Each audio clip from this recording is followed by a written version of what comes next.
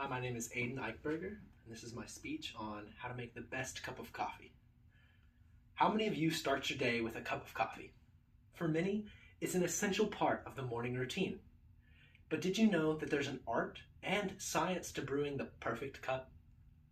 Today, I'm going to walk you through how to brew the perfect cup of coffee that will not only wake you up, but also impress your taste buds. Coffee is one of the most important beverages worldwide and popular as well, with over 2.25 billion cups consumed each day.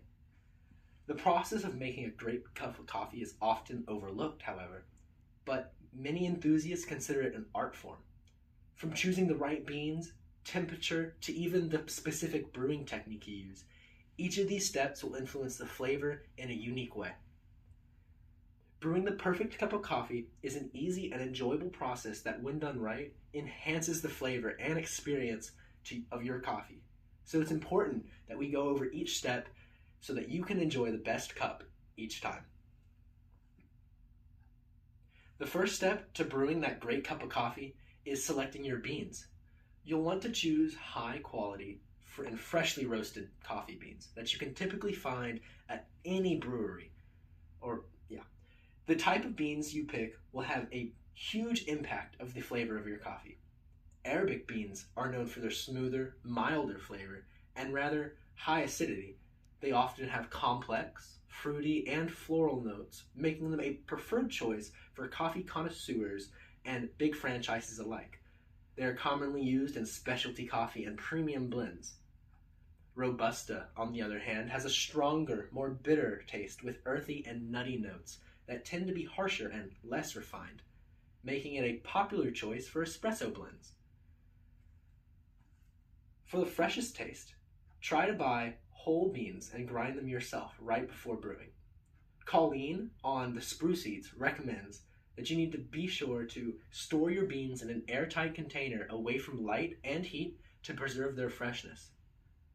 Now, once you have your beans and you've picked them out, it's time to measure the right amount. The general rule used by the National Coffee Association is to use 1 to 2 tablespoons of ground coffee for every 6 ounces of water. If you want your coffee to be stronger, you can adjust this ratio, however, to suit your individual taste. Too little coffee and your brew will be mild. Too weak and it will be bitter. Using a kitchen scale can help you get the perfect ratio each time for your preciseness. Next step, you need to grind your coffee beans. The grind size depends on your brewing method. There are several types of methods to brew coffee, such as pour over, drip, and French press coffee. The drip coffee makers are a medium grind is best for those, while a French pressed, you'll want a more coarser grind. Espressos, however, require a very fine grind. A burr grinder will help you get the perfect, most consistent grind for each coffee that you want to do, and it will help extract evenly during brewing. Freshly ground coffee makes a big difference, so if you can, grind your beans right before brewing. Now that you have your grounds, it's time to heat the water. The ideal water temperature for brewing coffee, according to Crimson Coffee, is between 195 degrees Fahrenheit and 205 degrees Fahrenheit, just below boiling. If your water is too hot, it can make the coffee taste bitter. Too cold, and it won't extract all the flavors properly. If you don't have a thermometer, just bring the water to a boil and let it sit for 30 seconds to cool down slightly, and then boom, perfect. Now it's time to brew. There are several methods to brew coffee: drip coffee maker, French press, pour over, or even espresso machine. Now let's focus on the pour over method for a moment, as it's a popular way to brew high quality espresso.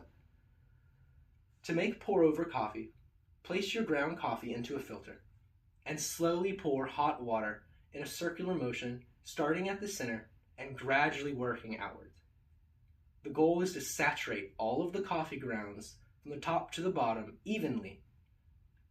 This brewing process should take anywhere from 3 to 4 minutes. It seems like a long time, but don't rush this step. Slow and steady pouring will help ensure a more even extraction and fuller flavor. Once the brewing is complete, it's time to enjoy your cup of coffee. Taste it as is or add milk, cream, sugar, or your favorite flavored syrup if you prefer.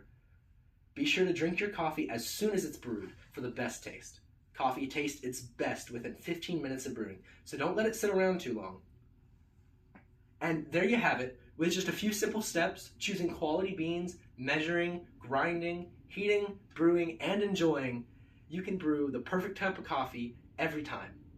The next time you're reaching for that cup of joe, remember that the effort you put into these steps will elevate your coffee experience to a whole new level. Thank you and happy brewing.